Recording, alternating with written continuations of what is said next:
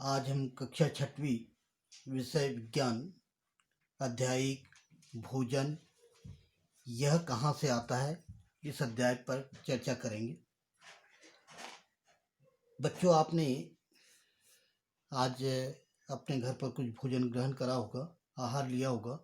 उस आहार में आपने विभिन्न प्रकार के खाद्य पदार्थों का उपयोग किया होगा। आइए इन विभिन्न खाद्य पदार्थ पर हम चर्चा करते हैं क्रियाकलाप 1 के माध्यम से। आप अपने मित्रों का नाम लिखिए, उनको सारणीबद्ध करना है। हमें मित्रों का नाम लिखना है और किस मित्र ने कौन से खाद्य पदार्थ का उपयोग किया है उसका नाम लिखना है। ऐसे ही दिनों की संख्या, दिन भी लिखना है कि इस दिन क्या खाए और उसके बच्चों का नाम। इस तरह से आपको एक तालिका बनाना है। तो आप देखेंगे कि आपके दोस्त जो है अलग अलग दिन, सभी दोस्तों के अलग अलग खाद्य पदार्थ का उपयोग करते हैं, जो आपको सारणी 1.1 में प्राप्त हो जाएगी। भोजन में आपने अनेक प्रकार की चीज़ों का उपयोग करते हैं या खाद्य पदार्थ का उपयोग करते हैं। जैसे मान लीजिए कि यदि आपने चावल बनाया है या चावल पका रहे हैं, तो आपने देखा होगा कि चावल को पकाने के लिए हमें कच्चा चावल और पानी की आवश्यकता होती है, तब हमारा चावल पककर तैयार होता है। यानी चावल पकाने के लिए 2 पदार्थों का संगठक की आवश्यकता होती है या संगठन किया जाता है। 2 पदार्थ कौन कौन से? कच्चा चावल और पानी। इसी तरह से और दूसरे भोजन भी है जो तैयार करने में हमें अलग अलग प्रकार के संगठकों की आवश्यकता होती है या अलग अलग कच्चे पदार्थों की आवश्यकता होती है।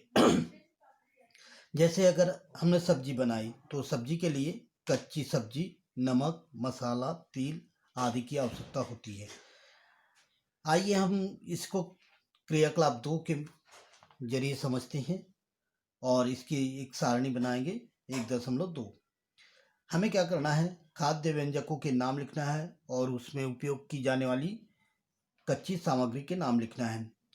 आपको अपने दोस्तों से पूछना है कि उन्होंने आज भोजन में क्या लिया, उस खाद्य पदार्थ का नाम लिखना है और उसको सारणीबद्ध करना है। उसमें कच्ची सामग्री कौन सी उपयोग हुई थी उसका नाम लिखना है। जैसे यहाँ पर दिया है रोटी या चपाती। रोटी में आटा लगता है और जल। इस तरह से 2 पदार्थों का संगठन से रोटी बनी या चपाती बनी। दाल को पकाते हैं तो दाल में कच्ची दाल, जल, नमक, तेल या घी और मसाले इसका उपयोग होता है। तो ऐसे आपको सभी दोस्तों से पूछना है कि उन्होंने आज भोजन में क्या क्या लिया है और उसको ऐसे सारणीबद्ध करना है। तो ये आप देखेंगे कि प्रत्येक व्यक्तियों का जो खाद्य पदार्थ है वह विभिन्न प्रकार का है और उनके संगठन भी अलग अलग है। ये सब हमें कहाँ से प्राप्त होती है, कैसे निकलते हैं, कहाँ से आए, इस पर हम चर्चा करेंगे खाद्य सामग्री एवं उनके स्रोत पर। सारणी 1.2 में आपने जो कच्चे पदार्थों की सूचीबद्ध किया था उसमें कुछ फल थे, कुछ सब्जियां थी और कुछ आपकी जैसे दाल, रोटी, इस तरह की खाद्य पदार्थ थे। आपने देखा होगा कि जैसे रोटी की बात करें तो रोटी कहाँ से प्राप्त हुई हमें? गेहूं से। गेहूं कहाँ से प्राप्त हुआ? खेत से। और ये किस रूप में मिला हमें? अनाज के रूप में। ऐसे ही चावल भी हमें खेत से प्राप्त हुआ, तो धान से प्राप्त हुआ। तो ये सब पौधों से प्राप्त हुआ।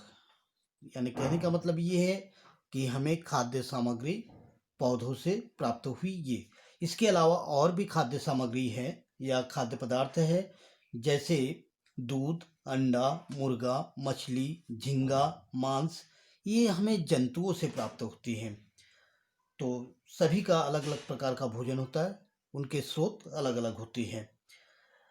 हम क्रियाकलाप 3 में देखेंगे कि जो हमने खाद्य पदार्थ का उपयोग किया है उनके संगठक क्या हैं और उसमें उनके स्रोत क्या है। इनको हम सूचीबद्ध करेंगे सारणी 1.3 में। जैसे इडली की बात करें हम, तो ये इडली में देखिए कच्ची सामग्री लगी है चावल, उड़द की दाल, नमक और जल। चावल का स्रोत कौन है? पौधा या पादप। उड़द की दाल, इसका भी स्रोत पौधा या पादप होगा। नमक, ये सोडियम क्लोराइड है जो समुद्र से प्राप्त होता है, संशोधित करके इसको शोधित करके।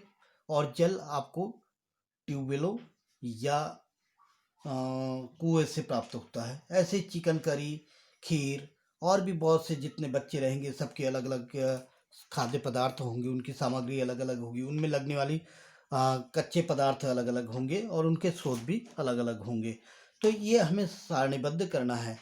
अब हम इस तरह से इस क्रियाकलाप से इस निष्कर्ष पर पहुंचते हैं कि पौधे विभिन्न खाद्य पदार्थों के संगठकों जैसे कि अन्न, सब्जी तथा फल आदि के स्रोत होती है। जंतुओं से भी हमें मांस, दूध, अंडा और अन्य प्रकार के खाद्य पदार्थ प्राप्त होते हैं। ये जानता उत्पाद कहलाते हैं। जो जंतुओं से प्राप्त होते हैं खाद्य पदार्थ, उनको जानता उत्पाद कहते हैं। ठीक है।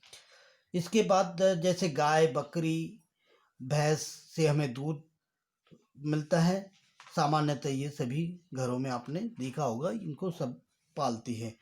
ये दुग्ध उत्पाद वाले जंतु कहलाते हैं। और इससे दुग्ध के उत्पाद जो बनते हैं वो है जैसे मक्खन, क्रीम, घी, पनीर और दही। ये हम लोगों के उपयोगी होते हैं ये खाद्य पदार्थ। इस तरह से जंतु से हमें जो प्राप्त होता है वह भी हम उनका भी उपयोग करते हैं, उनका भी हम सूचीबद्ध कर सकते हैं। इसके पश्चात हम चर्चा करेंगे भोजन के रूप में पौधे के भाग और जंतु उत्पाद, यानी पौधे के कौन कौन से भाग हमारे भोज्य पदार्थ में उपयोग में आते हैं उस पर। और